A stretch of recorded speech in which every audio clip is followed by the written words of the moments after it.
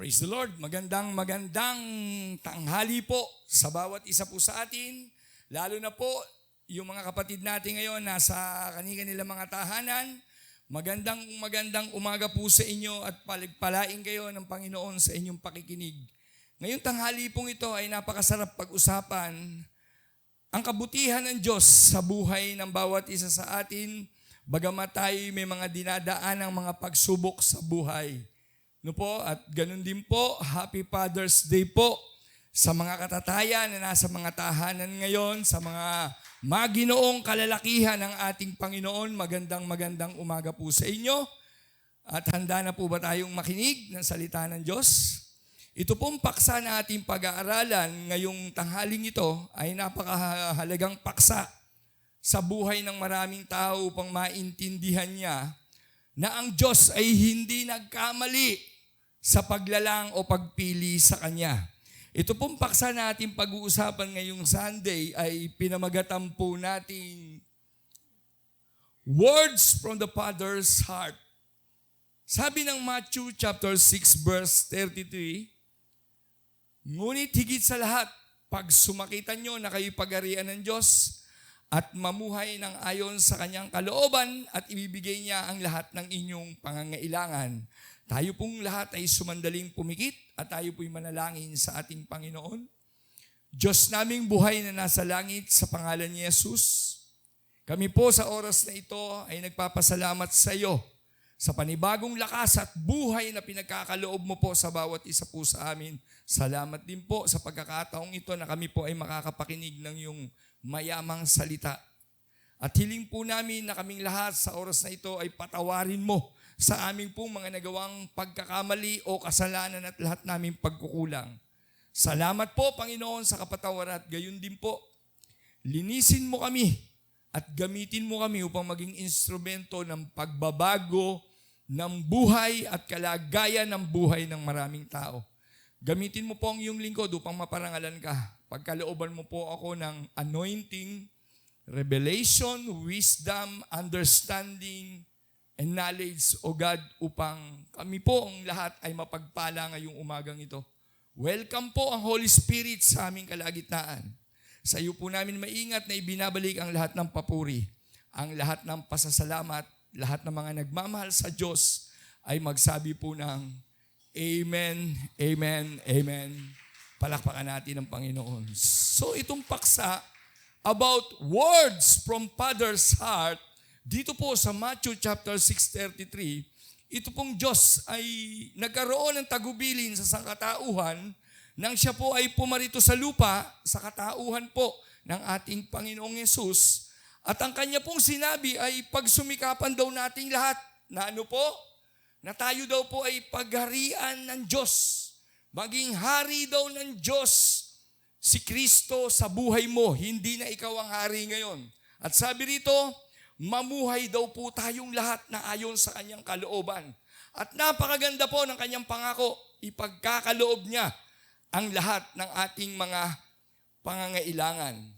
So ngayon pong umagang ito, bago ko po simulan itong paksang ito, ako po'y nagpapasalamat sapagkat ngayon po ako po'y isang ama na. No, kaya po, Happy Father's Day po doon sa mga kalalakihan ngayon. Kagaya kay Chocho, Happy Father's Day ha. No, salamat at naniniwala po ako kung ano man yung mga hindi mo naintindihan nung ikaw ay kabataan, nung ikaw ay isang binata pa. Pag ikaw ay tumayo doon sa pagiging ama ng iyong masayang pamilya, doon mo maiintindihan kung gaano kahalaga ang tunay na lalaki na bubuo ng masayang pamilya. Kaya nga nung nakaraan Sunday po, ang topic po natin is about Fathers knows best. Alam ng ama kung ano ang mabuti sa kanyang mga anak at hindi ipapahamak ng ama ang kanyang anak.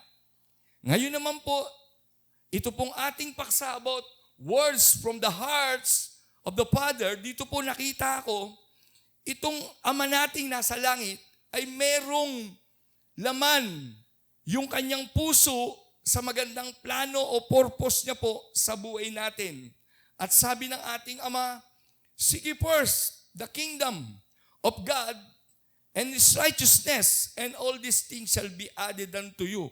Pag sumikapan daw po natin, ibig sabihin, i-focus natin yung ating isip, yung ating buhay sa pinakamahalagang bagay na inuutos ang Diyos. Sabi niya, pagsikapan mo. At sabi niya, galingan mo. Lagi ko sinasabi sa mga kalalakihan natin yan, sa mga primary, sabi ko, galingan mo na. Sapagkat lahat ng ginagawa mo ngayon, yan ang resulta ng bukas. What you saw today is the result of your tomorrow. Kaya nga kung ano man ang mga ginagawa mo ngayon, galingan mo na. Ito yung sabi ng Diyos. Pag sumikapan mo, galingan mo. Ano yung ikalawa? Pagharian daw tayo ng ating Panginoon. Meaning to say, hindi na ikaw ang boss ng buhay mo. Si Kristo na ang magiging hari at masusunod sa buhay mo. Kaya ang sabi ng Panginoon, pagsikapan mo, malasakitan mo, galingan mo na na ako ang maging hari ng buhay mo, hindi na ikaw.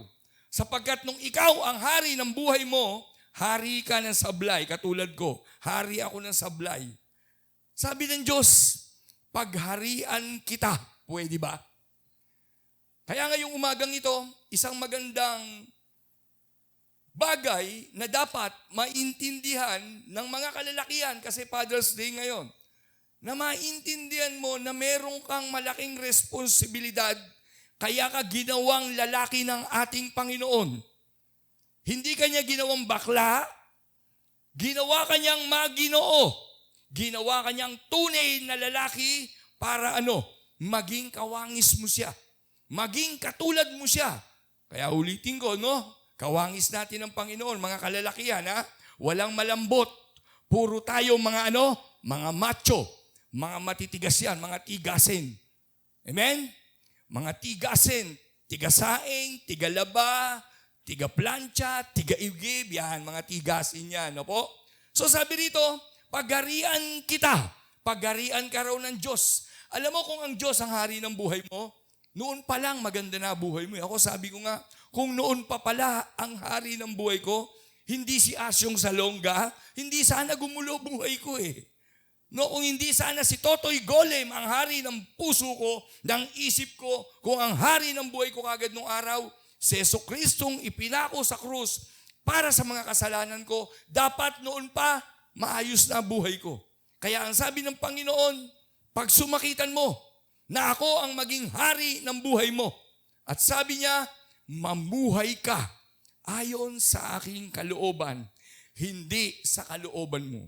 Mabuhay daw tayo hindi sa gusto natin, kung hindi sa mga gusto ng Diyos.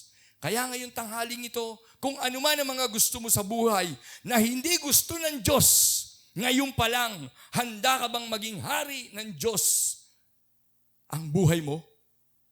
So itong paksa na words from the Father's heart, ang Diyos po, ang laman ng kanyang puso ay puro mga bagay na ikabubuti mo at hindi ikasasama mo. That is the Father's heart. Kaya nga dito, lagi niya sinasabi, pag sumakitan mo yung mga bagay na gusto ko, hindi yung mga bagay na gusto mo. Sapagkat ang mga bagay na gusto mo, ang ikapapahamak mo. At ang mga bagay na gusto ko, sabi ng Diyos, ang ikaayos ng buhay mo. Kaya ngayon palang umagang ito, ngayon tanghali pa lang ito, kailangan i-drive mo na yung buhay mo sa maayos na barkada. Huwag kang babarkada sa mga taong magwawasak ng pangarap mo. Mga kababaihan, huwag kang babarkada sa mga kababaihang magwawasak ng magandang pangarap mo. Kailangan ngayon pa lang ang pangarap ay pinaplano. Ang pangarap ay pinapangarap ng isang taong matalino. Kaya nga, this is the Father's heart. Ano yung laman ng puso ng Diyos? Sabi ng Diyos, anak, pag sumakitan mo, yung mga bagay na gusto ko at hindi yung mga bagay na gusto mo. Sapagkat lahat ng mga bagay na gusto mo ay lilipas. Ngunit ang mga bagay na gusto ko ay buhay na walang hanggan. This is the question. How to seek first the kingdom of God? Paano ba talaga natin pagsisikapan, uunahin yung para sa Diyos. No, kaninang umaga po, gumising po ako, nagpray ako ng maaga.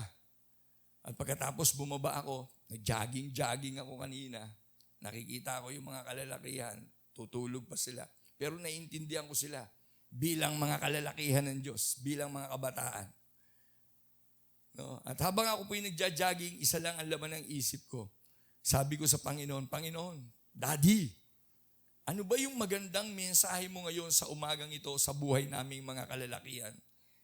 No? Kasi masarap na maintindihan natin bilang kumatawan na lingkod at lalaki ng Diyos, dapat alam mo sa sarili mo na meron kang gagawin para sa Diyos, hindi lang para sa sarili mo. Kaya nga sinasabi niya, pag sumakitan mo yung mga bagay na panglangit, wag lang mga bagay na panlupa, sapagkat hindi kanya ginawang panlupa, ginawa kanyang panglangit. Kaya habang nagja-jogging ako kanina, isang bagay ang pinaunawa sa akin ng Diyos. Nasabi niya, Jess, alam mo ba, napakahalaga ng aking salita. Sapagkat ang aking salita ay hindi lang magbabago ng buhay mo, kung hindi magbabago ng buhay ng maraming tao. Kaya ngayong tanghaling ito, gusto kong paunawa sa iyo, na kung ang iyong ama man ay nagkulang sa iyo, hindi man niya nagawa yung part niya bilang ama. At ikaw ngayon bilang lalaki ng Diyos, na naniniwala ko naririto ka, napakinggan mo to, sapagkat ikaw ang pinili ng Diyos upang magpatotoo sa buhay ng mga pamilya natin. Kaya nga dito, how to seek first the kingdom of God. Papaano ba talaga natin uunahin, papahalagahan yung para sa Diyos? Number 1, sabi rito, set your heart and mind on things above, not on earthly things. Sabi rito, iset mo, i-focus mo, ituon mo yung iyong isip, yung iyong paningin, no? Yung puso mo, yung isip mo, dun sa mga bagay na hindi mo nakikita, pero magaganap. To God be the glory, lahat po ng meron ako ngayon ay hindi ko nakita noon. Ito yung mga bagay na gustong ipakita sa iyo ng Panginoon. If you seek first God inside your heart, sino ba talaga ang tunay na mahal ng puso mo? Sino ba talaga ang tunay na hari ng puso mo? Sabi ng Panginoon, set your heart and mind. Kailangan daw po yung ating isip ay nakatuon doon sa mga bagay na hindi natin nakikita. Sabi ng Hebreo chapter 4 at chapter 11 verse 1, pero sabi doon, magaganap. Mga bagay na hindi mo nakikita, pero ipakikita sa iyo ng Diyos. At yan ay mararamdaman mo. Kaya nga sabi ng Panginoon, set your heart and mind on things above. No, kung minsan parang imposible na ikaw ay pagpalain ng Diyos. Minsan parang imposible na mabuo ang pamilya mo. Parang minsan imposibleng magbago ng buhay ang tatay mo, ang nanay mo, o ikaw. Parang imposibleng magbagong buhay ka.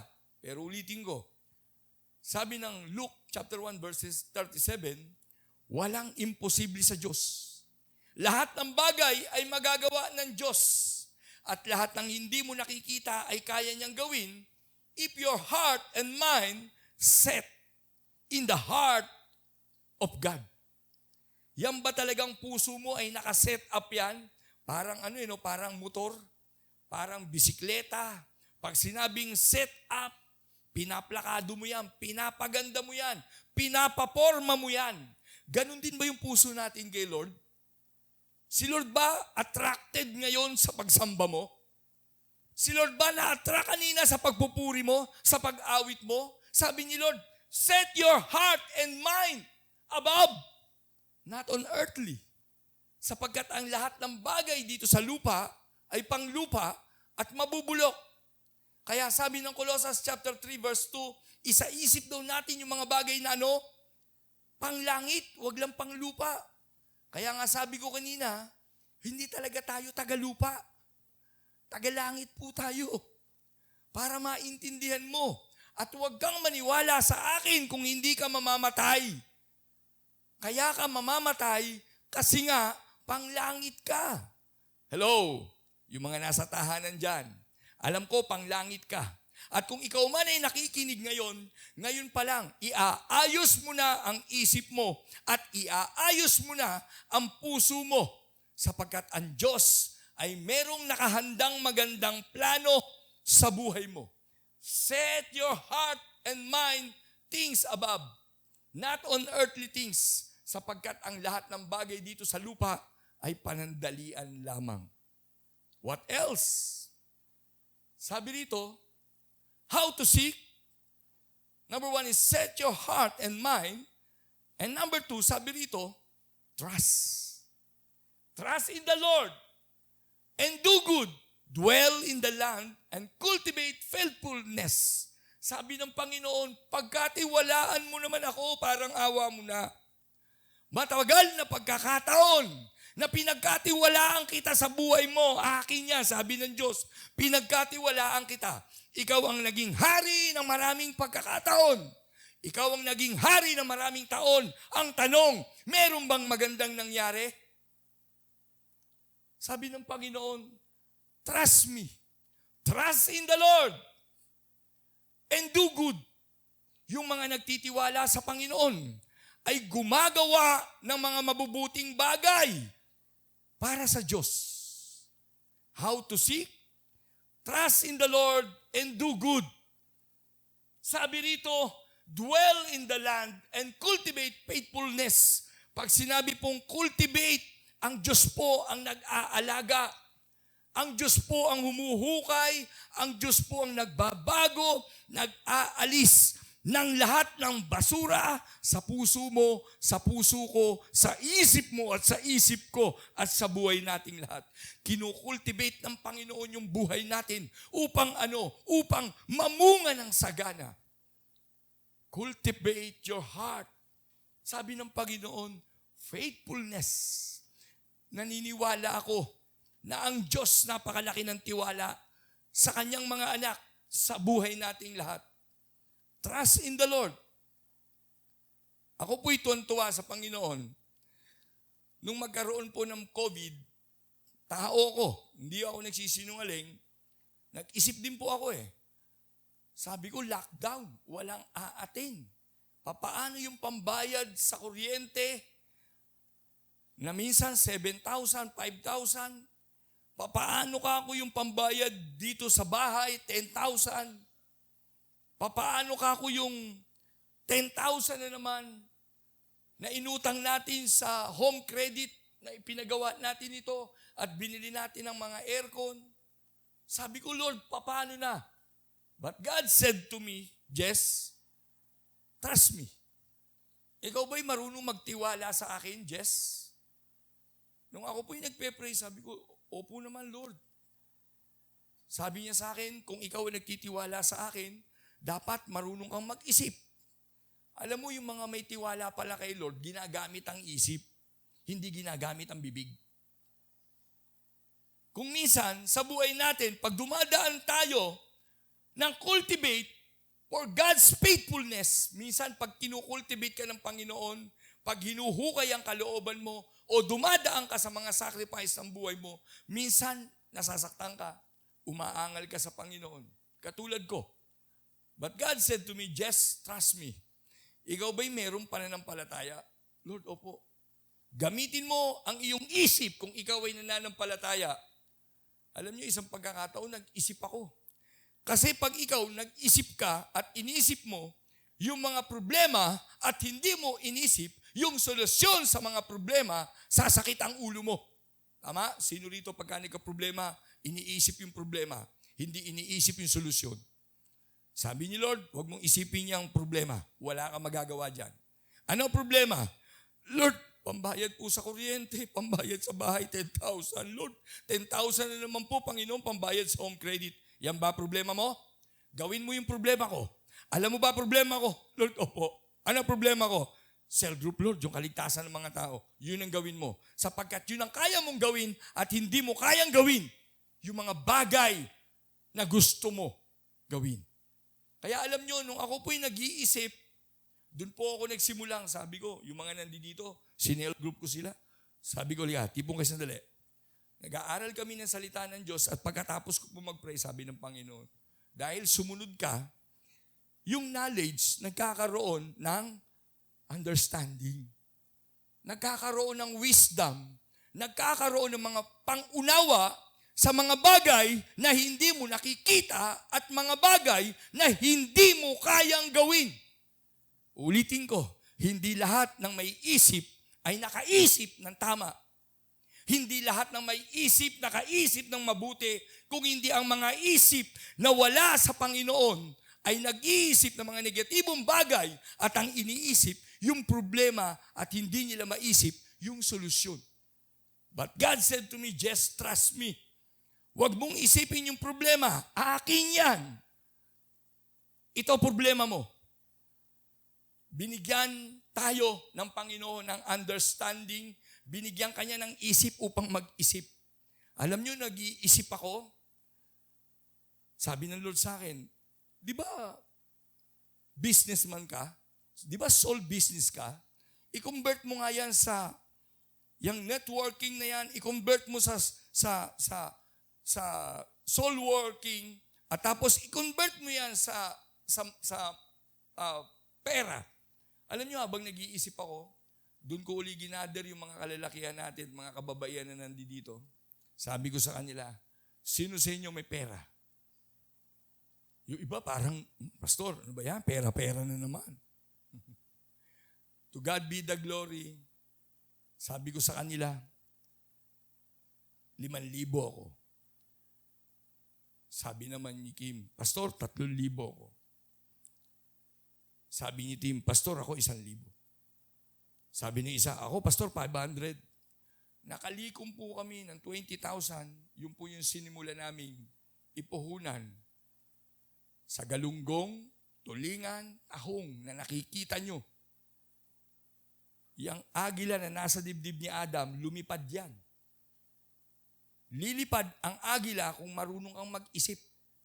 Hindi ang agila habang panahon nasa damit mo. Ang agila lumilipad sa pamamagitan ng isip at pananampalataya. Kaya to God be the glory, hindi kami naghirap. Nung lockdown, ang sasarap ng ulam namin. Nakatikim kami ng chicharong galunggong. Nakatikim kami ng tahong. Inihaw na bangos. Palakpakan natin si Lord. Nakatikim kami ng mga masasarap na pagkain. Nakakatuwa. Yung mga 1-4, yung mga primary, lumilipad. No, may mga nauhuli, pinagpupusap, sabi ko, sacrifice lang. At alam nyo, to God be the glory. Sa Diyos ang papuri. Yung pagpapakain natin sa aplaya. At kahit mamaya magpapakain na naman tayo, hindi po natatapos. Mag-iisip ka lang eh. Sabi mo dyan sa katabi mo, isip ka lang. Ha? Pagka may problema, ang isip mo solusyon. Huwag mong isipin yung problema para saktan ka ng problema. Isipin mo yung problema para solusyonan mo yung problema. Kaya sabi ng Panginoon, trust me. Trust in the Lord and do good. Yung iba nagtitiwala. Ano ginawa mo? Wala. Hello? Tayo ba'y may pananampalataya sa Panginoon? Ano ginawa mo? Wala.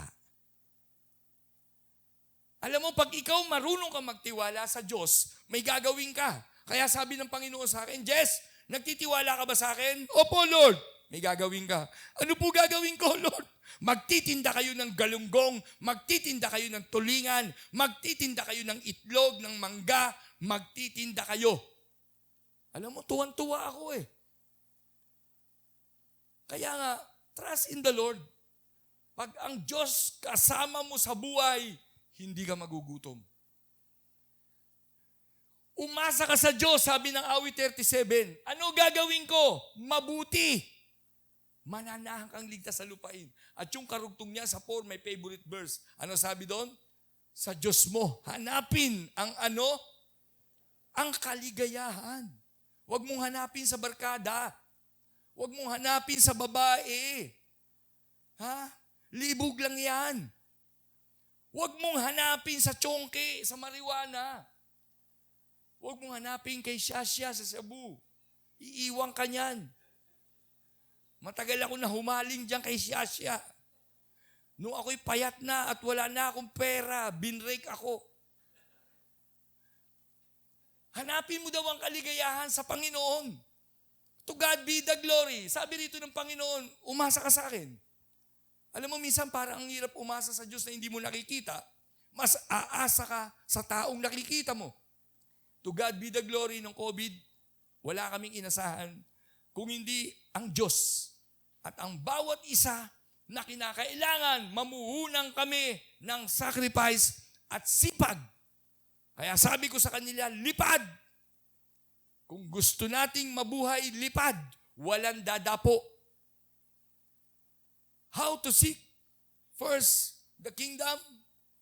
Number 1, sabi, set your heart. Set your heart and mind. Number 2, sabi, trust in the Lord. And do good. And number 3, sabi rito, last, work hard. And God will give you the desire and the power to do what pleases Him. Sabi ng Panginoon dito, work hard. No? Kaya nga sa Christ Center, walang tamad. Bawal ang tamad dito. Kung bawal dito, walang pangarap, bawal dito, tamad. Ha?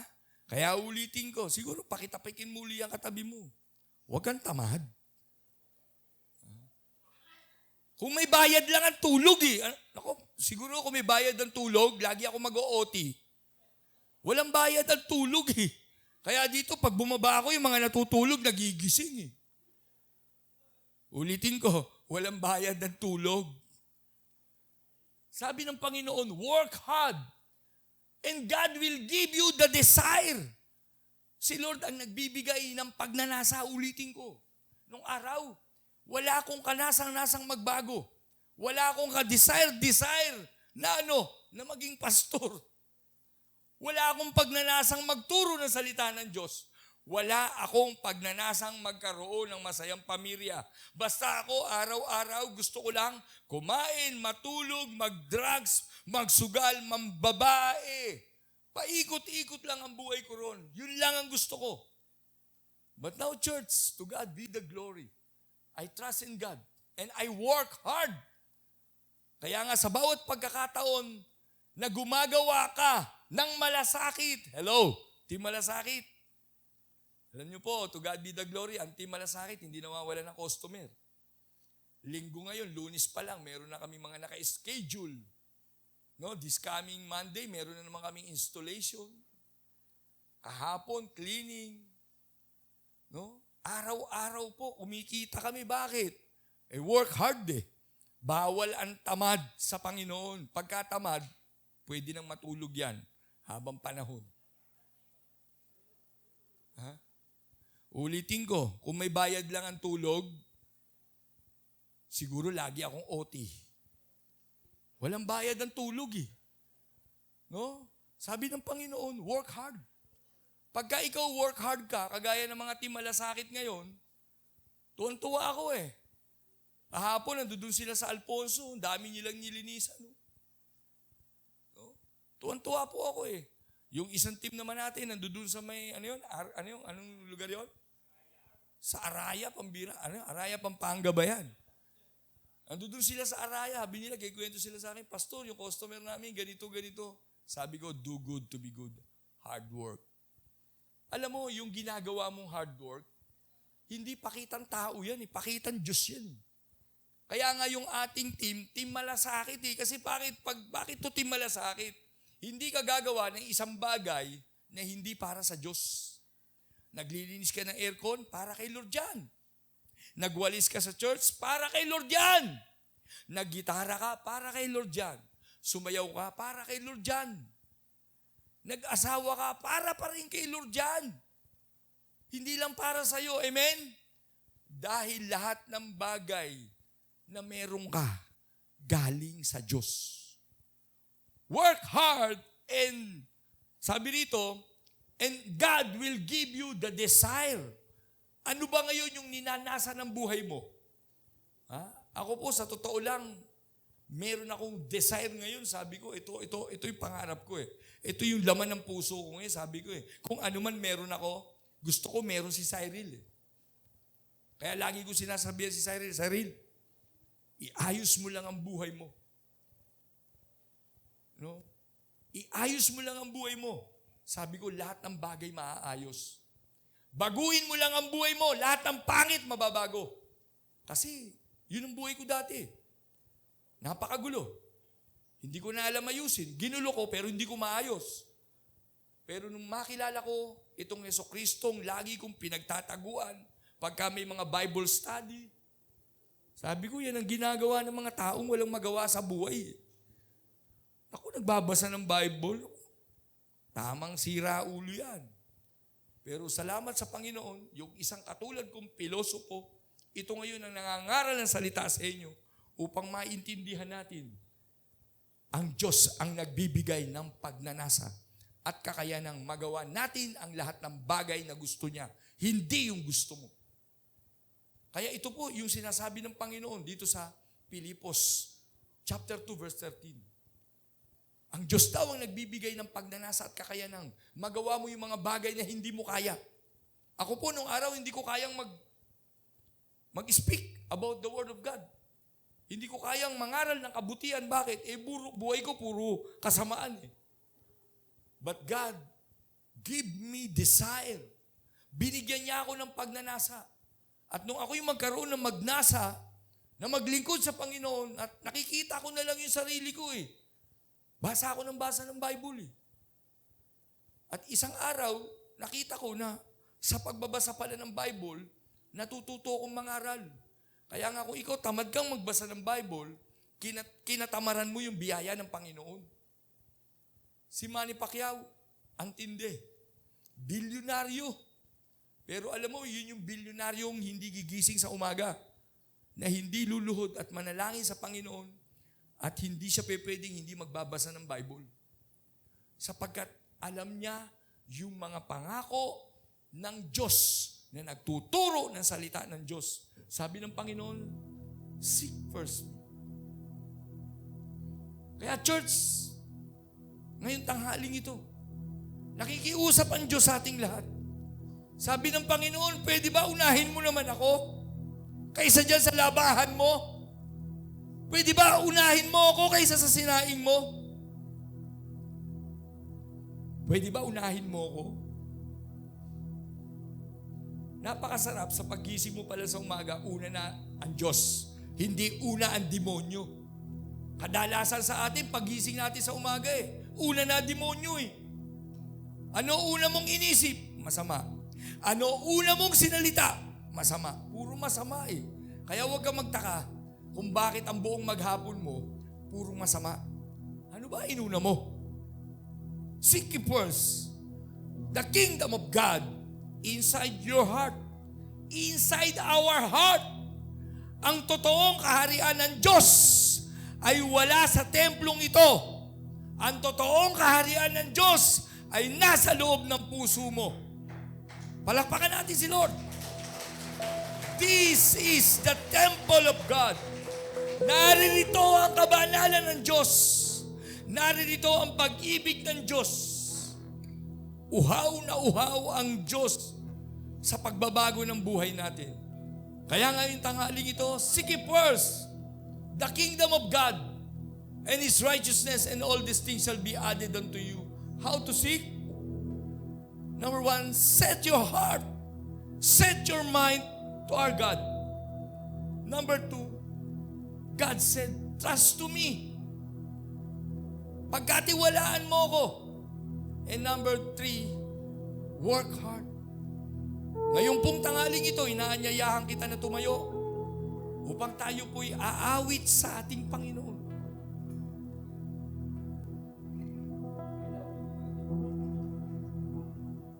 We believe. Kung ikaw man ngayon ay nasa tahanan, aawit tayo sa Panginoon. Awitan natin ang Panginoon at sabihin natin sa Kanya, Jesus. I trust in you, Lord. Come on. Let's open our heart. Open your mind to trust in the Lord. Trust in the Lord with all your heart.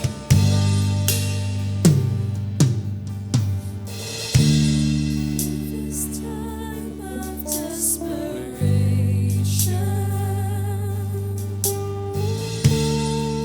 we know is doubt and fear.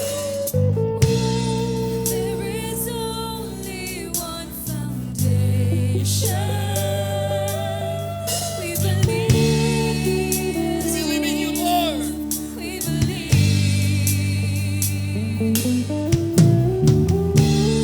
in this broken generation, and all this dark you help us see. There is only one solution.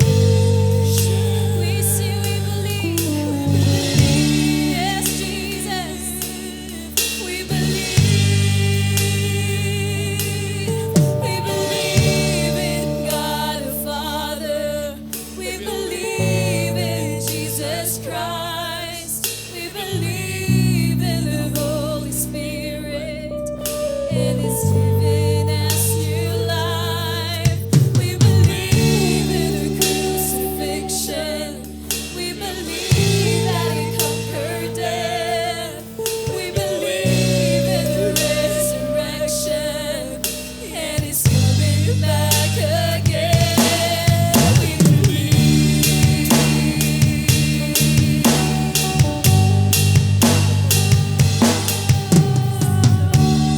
Let our faith be more than ever.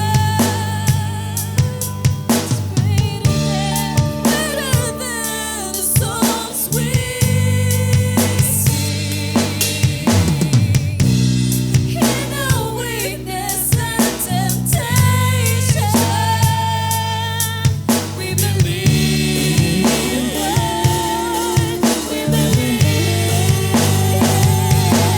We believe in God the Father. We believe in Jesus Christ. We believe in the Holy Spirit and His given us new life. We believe in the crucifixion. We believe that He conquered death. We believe in the resurrection and He's coming back again. Let the lost be found and the dead be raised in the here and now. When love and faith the church ring loud, our God will say, we believe in the gates of hell will not prevail on the power of God. That's all of it. Now we know your love will never fail. We believe in God the Father. We believe in Jesus Christ. Yes, we believe in the Holy Spirit and His given us new life. We believe in the crucifixion. We believe that He conquered death. We believe in the resurrection and He's coming back. He's coming back again. Jesus is coming again. He's coming back again. He's coming back because of you. He's coming back. Jesus is coming back. Coming back He's again. coming back because of you. He's coming back. We believe.